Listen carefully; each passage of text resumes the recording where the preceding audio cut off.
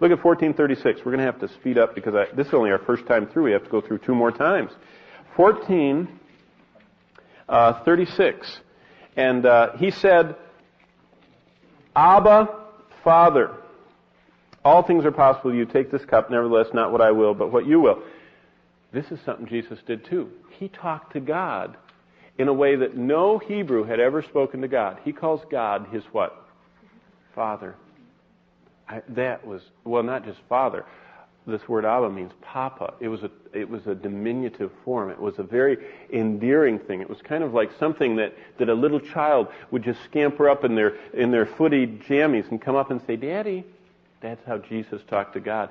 And he says, I have a unique relationship with God, and I have come to let you share that relationship with God. Isn't that exciting to think about? What he could do? For 1,400 years, the Jews had known about God through Abraham, through his descendants, through Moses building the tabernacle, showing the way to God, and few had gotten near God.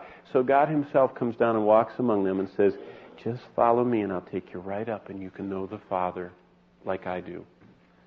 And only Jesus could do that because there's only one mediator between God and man. Here's the last one of what he did. Look at 15:37. I think this is neat. 15:37, and Jesus cried out with a loud voice and breathed his last. You know, all of us cannot pick when we die. Well, people think when they commit suicide they pick the time. But God says in his word that every day of our life was written in his book. And it says in Hebrews 9:26 and 27 that it's appointed unto man once to die. We have an appointment with death. I have a friend, which I wouldn't go this far, but every time he gets on an airplane, he says, I always think those people ought to thank me for getting on this airplane because it's not going to crash. Because God has a purpose in my life, and as long as I'm on this plane, it's not going to crash. I know where he got it from. Paul on the boat. Remember Paul on the boat said, don't worry, it's not going to sink because I'm on here. And you're going to live because God's not through with me, and so you get the residual of all that. Well, you know what? We can't end our lives. It's God's appointment he has to end. But Jesus said, my life's done. And he let out the Holy Spirit. He breathed his last. He was gone.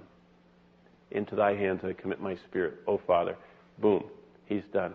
Now only God can do that. I mean, he should have died long before it with what he endured, but he didn't die. They didn't kill him. He laid down his life. They murdered him, they thought, but he laid down his life because he had to die as a willing sacrifice in our place. So he chooses when to die. He uniquely relates to God. He can read minds. He shines with glory. He calms the storms. He masters the weathers. He heals. He forgives.